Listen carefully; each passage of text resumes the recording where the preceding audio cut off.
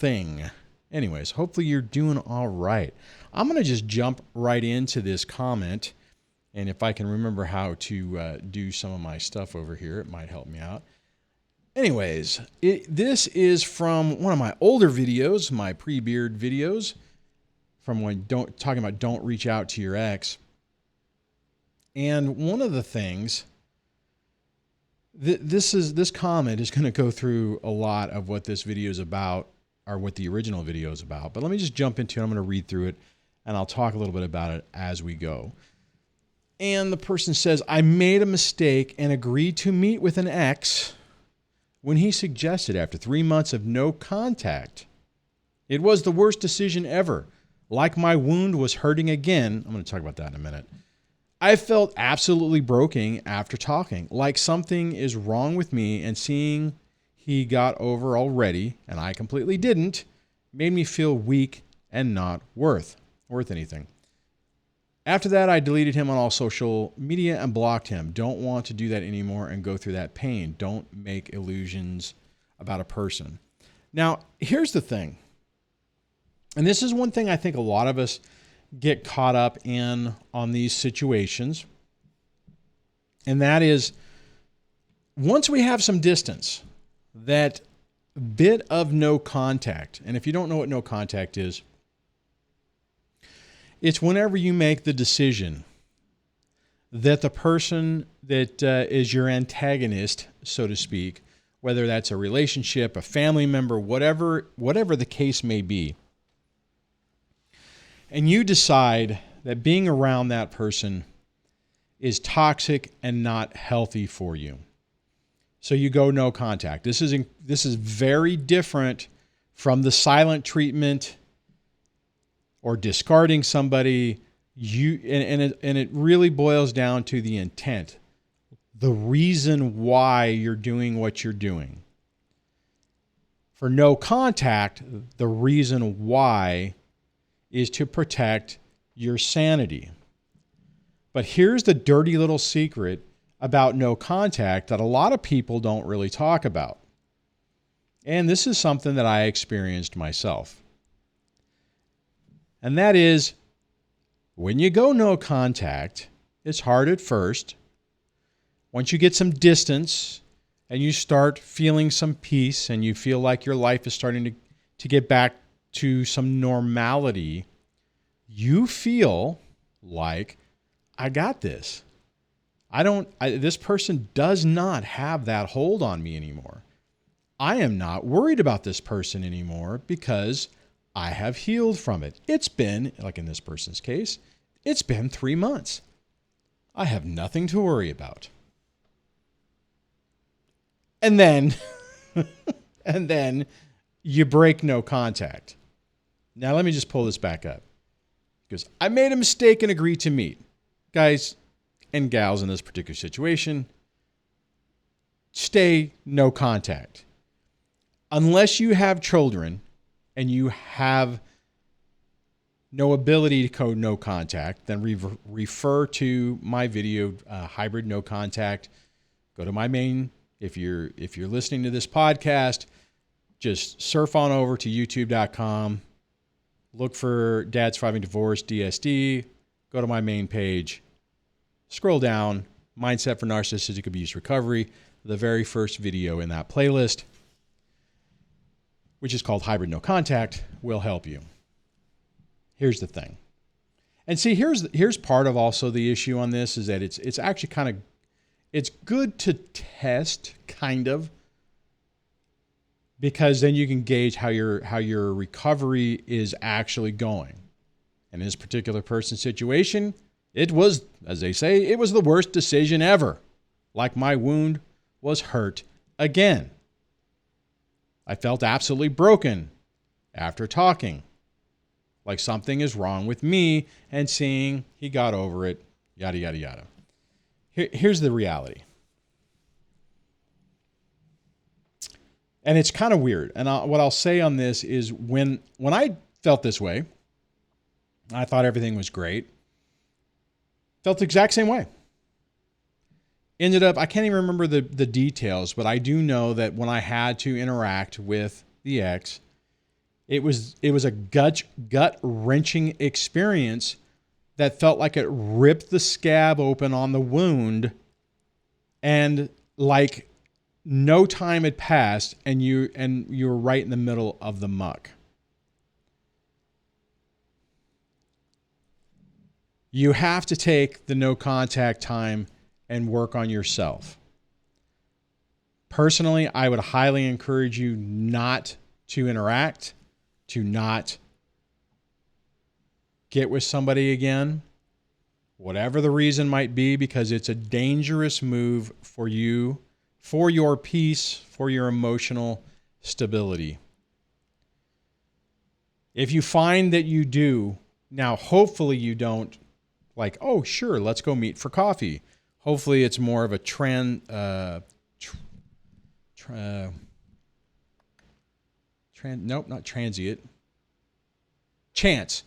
Hopefully it's more like a chance meeting, like you bump into them someplace.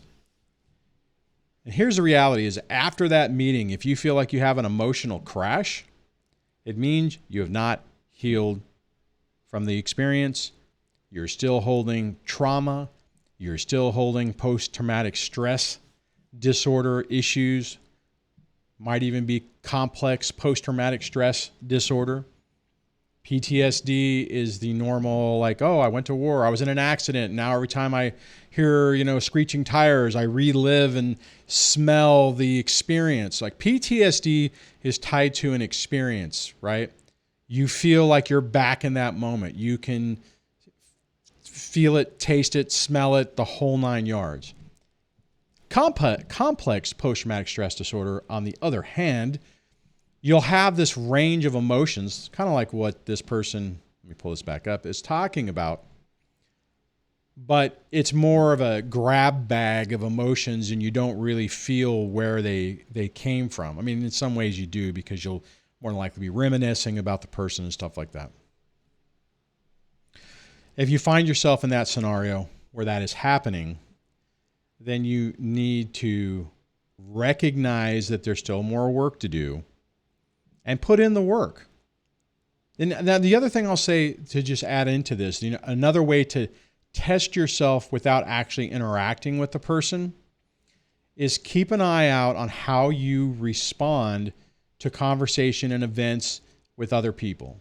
And what I mean by that is, if you're talking to somebody and they tell you a story that is very similar, or for some reason triggers, and I hate that word trigger, but in this scenario, it's real. It's not this fake, like, oh, you've said something and I've been triggered, I'm offended. No, I'm not talking about that. I'm talking about a visceral response to something to where afterwards you're like, holy crap, where did that come from? Well, it's coming from that trauma that you haven't healed from yet, that you need to work on. That's why in some ways I don't like when I went through this, and I don't like it when you guys go through these events that drag you back down. But again, the positive of it is telling you that, hey, there's still more work to do. Then when you get to the point where you're not being triggered, or if you this is kind of the way it manifests with me. If I'm forced to interact with my ex, and let me just do this, and to be crystal clear, I avoid it at all possible. I make sure that there is like zero chance, if there's any way around it. Obviously, I know coming up, I have some kids going through some school stuff, which is going to complicate that, but I just stay away. But once you've actually started healing from this, what you'll notice is when you're around them, it'll almost be like you're evaluating it very disconnected, like you're doing it from afar, like from outside of your body almost, and you're looking at the person, and you'll actually be looking at it going, wow, what did I ever see in this person? And you're looking at them talk, and you're looking at them do their fake laughs and doing their little things and saying their stupid stuff, and you're just like, wow, when can I get out of here? That type of thing. The thing is you make sure that you how am I trying to say this? That you think about the interaction and you process how you're feeling. You think about it and you analyze it and say, okay, where am I at on this? And I would imagine that this person is probably thinking exactly what I was thinking on a couple of the times when I would actually talk to my ex way back when in the day, way before this channel, way before I had any idea about a lot of the stuff that we talk about here. And a lot of us are searching for that elusive closure. It's like, well, maybe we can talk, we can have a conversation, we can get a clean break from this, get some closure, and move on. But let me tell you this, a toxic narcissistic person will never give you closure. They'll give you double speak, word salad. They'll gaslight you. They'll tell you all kinds of different things that make you confused, but it doesn't give you any closure. You leave the conversation feeling more confused, more hurt, more dumbfounded than you did in the past. And it's not a good situation. Here, there's another one that I wanted to hit that this is kind of falls on the same level. This came from a comment on a video. Why does the ex always seem to be having fun? Nothing affects them. And this individual wrote and says, hold on, I'm going on 3 years now. Still feels like we just divorced yesterday. I'm a little confused on this, so the wording is off, but I shall read it anyways. She is now a rich man, new car. I'm assuming she is now with a rich man, new car, new home, new lifestyle, while I'm stuck in the same depressing life. Still, you're right. Comparison is not the way. This video was so helpful. Oh my God, I'm so happy I found your videos. I'll keep watching them. Thank you. So here's the thing. And this falls into also the black hole thinking. First things first, I just want to say right out of the gate, when these people find somebody new, unless your relationship was toxic from day one, and you're like, you know what, this person just treats me like crap, and I'm just going to stick with them. Unless that's the scenario, which more than likely that is never the scenario, because who the hell is going to put up with that? You wouldn't. You would say, this is screwed up, and it ain't worth it. So it happens slow. So when you see them with a new person, remember that they're playing the same bombing, fake game, mirroring thing that they did with you. The hard part is that whenever we're going through this emotional destruction and seeing them skip along happy without a care in the world, feeling like, that we meant nothing, which the reality is we didn't mean anything to them, means to an end. Like an energy vampire, they grabbed everything that they possibly could from you for as long as they could until they found a new target, a new victim. And that's really, going back to this, that's really the situation. They're in a scenario where that's what's happening. There's a new person in. The white knight has come in to save the day, because unfortunately there are still some people out there like that. And you're sitting there comparing your life to theirs and making yourself feel like crap. The reality is, with people like this, is you were living a fantasy and an illusion that wasn't real. Probably what happened is you started growing and setting boundaries, and they went someplace else. This dovetails back into the other comment. And the importance of this is working on yourself. Take the time and the pain that you're already feeling, dive deep into it and work through it, process it. If you're able to do that and find your peace, then the reality is your boundaries increase, your emotional maturity increases, your emotional health increases. And the side effect, I don't know if side effect's the right word, but the benefit is that you grow to the point that you don't need somebody to complete you, like the Jerry Maguire, line, "You complete me." That is a dangerous thing to get into. You need to be okay with yourself so you can set appropriate boundaries with somebody so that when something happens, you're like, there you go. I don't need this.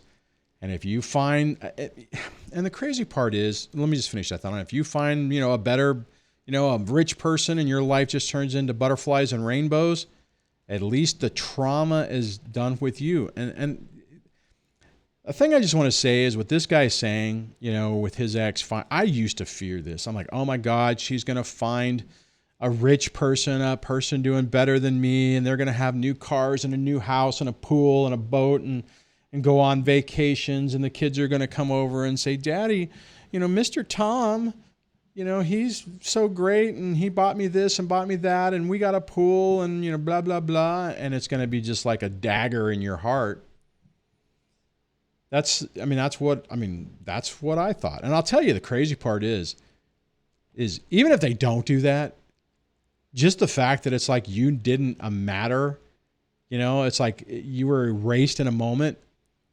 Because that's kind of what happened in my situation. As far as I know, mine did an outstanding job of hiding her dating. Thank God I didn't need to hear about it.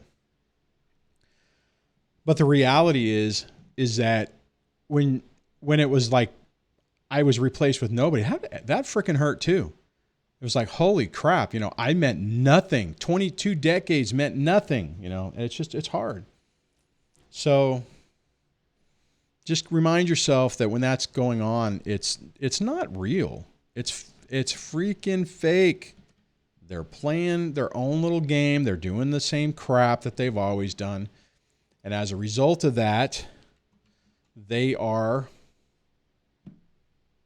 just appear to be skipping along like nothing affects them. It's really tough. Really, really tough. So I'm going to wrap this up here because I think those two comments really dovetailed well with each other. And if you're struggling with this, maybe even watch this, listen to this audio a few times just to try to drill this point home to remind yourself. But on that, I want to say thank you so much to the people who have become channel members and help keep the lights on. The names are scrolling on the screen right now if you're watching the video on this on YouTube or Spotify. Thank you guys so much. If you have a comment or a question, leave that down below, and maybe it'll be the topic of a next video. On that, take care, and I'll catch you on the next one.